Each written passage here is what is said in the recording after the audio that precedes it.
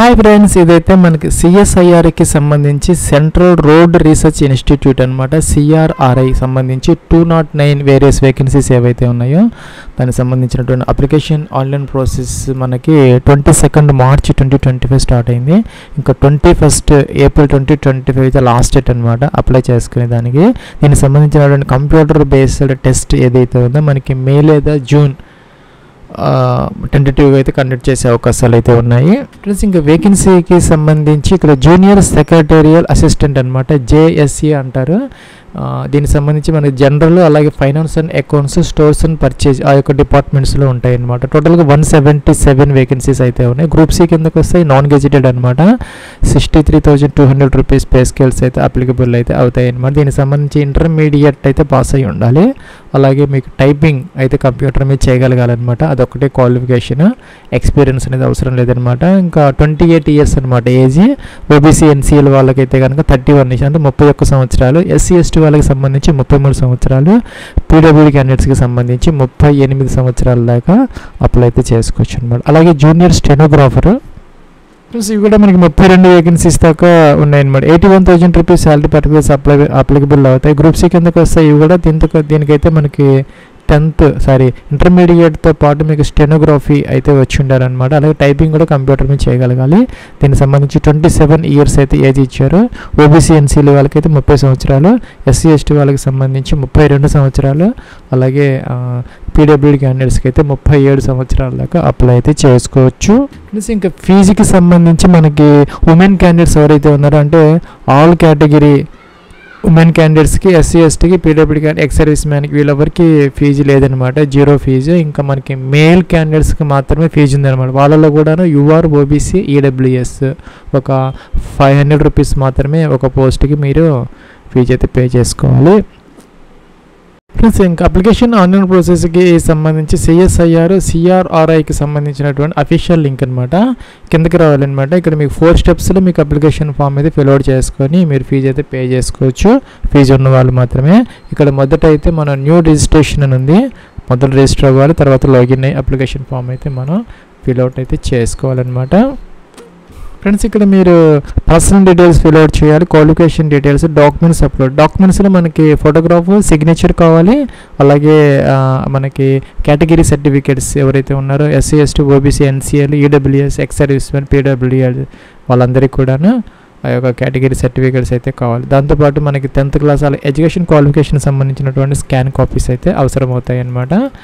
So friends ఇవన్నీ చదువుకున్న తర్వాత మనకి ఈమెయిల్ ఐడికి ఓటీపీ వస్తుంది, వెరిఫై అయితే చేసుకోవాలి. ఫ్రెండ్స్ ఇక్కడ మనకి ఫోటోగ్రాఫ్ అలాగే డాక్యుమెంట్స్ ఏమేమి అప్లోడ్ చేయాలి, దానికి సంబంధించినటువంటి సైజెస్, ఫార్మాట్స్ అన్నీ ఇచ్చారనమాట. ఎడ్యుకేషన్ క్వాలిఫికేషన్కి సంబంధించి 10 to 500 KB వరకు పీడిఎఫ్లో అలౌ చేస్తారనమాట. ఇంకా ఫోటోగ్రాఫ్ వచ్చేసరికి 200 KB వరకు అలౌ చేస్తారు జేపీజీ ఫార్మాట్. సిగ్నేచర్ కూడా అంతే అనమాట, మీకు 30 KB వరకు జేపీజీ ఫార్మాట్లో అలౌ చేస్తారు. ఇంకా అప్లికేషన్ ఫీజు ఇప్పుడు చెప్పినట్టుగా ఎవరికైతే ఉన్నదో వాళ్ళైతే పే చేసుకోవాలి. ఫ్రెండ్స్ ఇక్కడ టిక్ ఆన్ చేయాలన్నమాట. టిక్ ఆన్ చేసిన తర్వాత స్టార్ట్ అప్లికేషన్ అనాలి. ఫ్రెండ్స్ ఇక్కడ మీ యొక్క మొబైల్ నెంబర్, మీకు 10 డిజిట్ మొబైల్ నెంబర్ ఎంటర్ చేసి సెండ్ ఓటీపీ అంటే ఓటీపీ వస్తుంది, వెరిఫై చేయాలి. అలాగే ఈమెయిల్ ఐడి ఎంటర్ చేసి వ్యాలిడ్గా ఉన్నది, యాక్టివ్గా ఉన్నది, మిస్టేక్స్ లేకుండా ఎంటర్ చేసి సెండ్ ఓటీపీ అంటే ఓటీపీ వస్తుంది. ఈ రెండు కూడా వెరిఫై చేయాలన్నమాట స్టార్టింగ్లో. ఫ్రెండ్స్ ఇక్కడ మనం రెండు కూడాను ఈ యొక్క ఓటీపీస్ మనం వెరిఫై అయితే చేసుకున్నాం అనమాట. ఇక్కడ స్టార్ట్ అప్లికేషన్ ఫామ్ అనేది దీన్ని క్లిక్ అయితే చేయాలి. ఫ్రెండ్స్ ఇక్కడ 10th మెంబర్స్ ప్రకారం ఆ యొక్క సర్టిఫికెట్ ప్రకారం మీ యొక్క ఫుల్ నేమ్ యాజ్ స్టేజ్గా ఎంటర్ అయితే చేసుకోవాలి. అలాగే మీకు ఫాదర్స్ నేమ్ కూడాను ఆ యొక్క 10th క్లాస్లో ఎలా ఉందో అలాగైతే ఎంటర్ చేసుకోవాలి. శ్రీ కానీ మిస్టర్ కానీ అలాంటివి ఇక్కడ యూజ్ చేయకూడదు అనమాట. ఎగ్జాక్ట్గా ఈ యొక్క 10th మెంబర్స్ ప్రకారం మీ యొక్క నేమ్, మీ యొక్క ఫాదర్స్ నేమ్, అలాగే మీ యొక్క మదర్స్ నేమ్ కూడా ఎంటర్ అయితే చేసుకోవాలి. అలాగే జెండర్ అనమాట, మీరు మేలా ఫీమేలా బోత్ ఆర్ ఎలిజిబుల్. ఫ్రెండ్స్ ఇంకా మెరిటల్ స్టేటస్ అనమాట, మీరు సింగిలా మ్యారీడా సెలెక్ట్ అయితే చేసుకోవాలి. పోస్టులు 2 పోస్టులు మాత్రమే ఉన్నాయి. జూనియర్ సెక్రటరీ అసిస్టెంట్ 177 ఉన్నాయి. జూనియర్ స్టెనోగ్రాఫర్ 32 ఉన్నాయి. రెండింటి కూడా ఇంటర్మీడియట్ అనమాట. మీకు రెండింటికి ఎలిజిబిలిటీ ఉంటే మీ స్టెనోగ్రఫీ వస్తే దీనికి కూడా అప్లై చేసుకోవచ్చు. సెపరేట్ అప్లికేషన్ ఫామ్స్ అయితే పెట్టుకోవాలి మీరు. ఒకసారి మీరు ఒక పోస్ట్ మాత్రమే సెలెక్ట్ చేసుకోవడానికి అవకాశం అయితే ఉందన్నమాట. ఫ్రెండ్స్ ఇక్కడ మొబైల్ నెంబర్ డిస్ప్లే అవుతున్నది సెకండ్ టైం కన్ఫర్మ్ చేసుకోవాలి. ఈమెయిల్ ఐడి ఎంటర్ చేయాలి, ఆటోమేటిక్గా ఒకటి వస్తుంది అనమాట. ఒకసారి ఇంకోసారి మనం ఎంటర్ చేసుకోవాలి. ఆధార్ కోడ్ నెంబర్ మీకు 12 digit Aadhaar code number enter చేయాలి, కన్ఫర్మ్ చేయాలి సెకండ్ టైమ్ కంపల్సరీగాను. నెక్స్ట్ ఇండియన్ ఆటోమేటిక్గా వచ్చింది. కేటగిరీ ఏంటనేది చెక్ చేసుకోవాలి. ఓబీసీ ఎన్సీఏలో యూఆర్ ఎస్సీనా ఎస్టీనా. ఓబీసీ ఎన్సీఏ వాళ్ళకి ఈడబ్ల్యూఎస్సీ వాళ్ళకి సంబంధించి మనకి ఈ సంవత్సరం ఫైనాన్షియల్ ఇయర్ ఏదైతే ఉందో 1 ఏప్రిల్ నుంచి 31 మార్చి ఆ యొక్క డేట్స్ మధ్య అయితే రెన్యువల్ అయినది లేదని కొత్తగా తీసుకున్న సర్టిఫికేట్ కావాలన్నమాట. ఎస్సీ ఎస్టీ వాళ్ళకి సంబంధించి మనకి ఎక్స్పైరీ లేనిది సర్టిఫికేట్గా అయితే సరిపోతుంది అనమాట. సెలెక్ట్ అయితే చేసుకోవాలి. ఎస్సీ ఎస్టీ వాళ్ళు ఓబీసీ ఎన్సీ వాళ్ళు ఇక్కడ సబ్ కేటగిరీ ఎంటర్ అయితే చేసుకోవాలి. క్యాస్ట్ అనమాట. రిలీజన్ ఎంటర్ చేసుకోవాలి. ఇంకా కూడా మీరు గవర్నమెంట్లో కానీ ఏదైనా స్టేట్ గవర్నమెంట్లో జాబ్ చేస్తున్న ఎస్పెక్ట్ లేకపోతే నో పెట్టాలి ఫ్రెండ్స్. అలాగే ఇక్కడ మీ యొక్క రిలేటివ్స్ ఎవరైనా ఈ యొక్క సిఎస్ఐఆర్లో వర్క్ చేస్తూ ఉంటే ఎస్ పెట్టుకో, లేకపోతే నో అనమాట. పీడబ్ల్యూడీ క్యాండిడేట్స్ ఎవరైనా ఉంటే ఎస్ పెట్టుకో, లేకపోతే నో. ఎక్స్ సర్వీస్ మీద ఎస్ పెట్టు, లేకపోతే ఇక్కడ డేట్ ఆఫ్ బర్త్ అనమాట. క్యాలెండర్ ఇచ్చారు, దీని నుంచి మొదటి ఇయర్ మంత్ డే సెలెక్ట్ చేసుకోవాలి. ఇక్కడ 21 ఏప్రిల్ 2025కి మీ యొక్క ఏజ్ అనేది చూపెడతారు, చెక్ చేసుకోవచ్చు అనమాట. స్టెనోగ్రాఫర్కి 27 ఇయర్స్ మినిమం కావాలి. అలాగే జేఎస్సీ పోస్ట్ 28 అనమాట. ఇంకా దానికి ఏజ్ రిలాక్సేషన్ అదనంగా అప్లికబుల్ అయితే అవుతుంది అనమాట. టిక్ ఆన్ చేయాలి. ఇది పోస్ట్ సెలెక్ట్ చేసుకోవాలన్నమాట. సపోజ్ ఇక్కడ జేఎస్సీలో కూడా 3 ఉన్నాయి అనమాట. మొదట మీరు దేనికి ప్రిఫరెన్స్ ఇస్తారు, జనరల్గా ఫైనాన్స్ అండ్ అకౌంట్స్గా స్టోర్గా సెలెక్ట్ అయితే చేసుకోవాలండి. సెలెక్ట్ చేసుకుంటే ఇక్కడ మన ప్రిఫరెన్సెస్ వరుసగా వస్తాయి అనమాట. దానికోసం మీరు నోటిఫికేషన్లో చెక్ చేసుకోవచ్చు అనమాట. 3వ పేజీలో ఇచ్చారు. మన హెడ్ క్వార్టర్స్లో ఏ పోస్టు ఏ కేటగిరీలో ఎన్ని పోస్టులు ఉన్నాయి అనేది ఉన్నాయన్నమాట. మీకు అది సెలెక్ట్ చేసుకున్న దాన్ని బట్టి పోస్టింగ్ అనేది మొదట ప్రిఫరెన్స్, సెకండ్ ప్రిఫరెన్స్ అలా ఇస్తారనమాట. సో సెకండ్ క్యాడర్లో మన ఫైనాన్స్ అండ్ అకౌంట్స్, థర్డ్ దాంట్లో కూడా స్టోర్స్ అండ్ పర్చేజ్ అనమాట. దాంట్లో కూడా మన ఈ యొక్క లొకేషన్స్ అనమాట, హెడ్ క్వార్టర్స్ ఎక్కడ మీకు ప్రిఫరెన్స్ అనేది ఆప్షన్స్ అడుగుతున్నారు, ఇచ్చుకోవచ్చు. ఎగ్జామ్ సిటీ ఓన్లీ ఢిల్లీ మాత్రమే ఇచ్చారు. సో ఇంకా వేరే ఆప్షన్ లేదనమాట. సో దానికి ఇంట్రెస్ట్ ఉన్న వాళ్ళు మాత్రమే అప్లై చేసుకోండి, లేకపోతే కనుక వదిలేసుకోవచ్చు అనమాట. ఢిల్లీలో మాత్రం ఎగ్జామ్ జరుగుతుంది ఫ్రెండ్స్. ఇంకా దీనికి సంబంధించి మీకు కంప్యూటర్ ప్రొఫిషియన్సీ కంప్యూటర్ మీద టైపింగ్ అనేది వచ్చి ఉండాలన్నమాట. అది ఇక్కడ ఎస్ పెట్టాలి కంపల్సరీగా. అది ఇంగ్లీష్లో చేయగలరా మీరు, టైపింగ్ హిందీలో అనేది సెలెక్ట్ చేసుకోవాలి. ఇంకా కరస్పాండెన్స్ అడ్రస్ అనమాట. డోర్ నెంబర్, ఫ్లాట్ నెంబర్తో సహా complete address, state, district, pin code ఇక్కడ ఎంటర్ అయితే చేసుకోవాలి. ఇంకా టిక్ ఆన్ చేస్తే పర్మనెంట్ అడ్రస్ ఆటోమేటిక్గా వస్తుంది. క్యాప్చర్ ఎంటర్ చేయాలి, టిక్ ఆన్ చేయాలి, సబ్మిట్ అయితే అవ్వాలి. ఫ్రెండ్స్ మనం ఇప్పటివరకు ఎంటర్ చేసినటువంటి డీటెయిల్స్లో మీకు ఏదైనా మోడిఫికేషన్స్ కావాలి అనుకోండి, ఎడిట్ ఆప్షన్ ఉందన్నమాట. రెడ్ బటన్ క్లిక్ చేసి మీరు ఎడిట్ చేసుకోవచ్చు. తర్వాత అయితే మీకు ఎడిట్ ఆప్షన్ లేదనమాట, కెనాట్ ఎడిట్ డేటా తర్వాత. సో ఇక్కడ అన్ని కరెక్ట్గా ఉన్నాయనుకోండి, గ్రీన్ బటన్ కన్ఫర్మ్ అయితే చేసుకోవాలి. ఫ్రెండ్స్ ఇక్కడికి వచ్చామన్నమాట. మన పర్సనల్ డీటెయిల్స్ అయిపోయింది. మీ అప్లికేషన్ ఫామ్లో మనం ఇక్కడ qualification details, documents upload, payment మిగిలాయి అనమాట. కంప్లీట్ అయితే చేసుకోవాలి అప్లికేషన్ ఫామ్. ప్లస్ ఇక్కడ ఎడ్యుకేషన్ క్వాలిఫికేషన్లో 10th క్లాస్కి సంబంధించినటువంటి బోర్డు అడుగుతున్నారు అనమాట. సిబిఎస్ఈ చదువుకున్నారా, 10th బోర్డు, ఇంకా ఏదైతే స్టేట్ బోర్డు అంటే ఇయర్ ఆఫ్ పాసింగ్, 10th ఏ సంవత్సరంలో పాస్ అయ్యారు, సిజిపిఏ సిస్టంలో చదువుకున్నారా, ఇంకా పర్సంటేజా.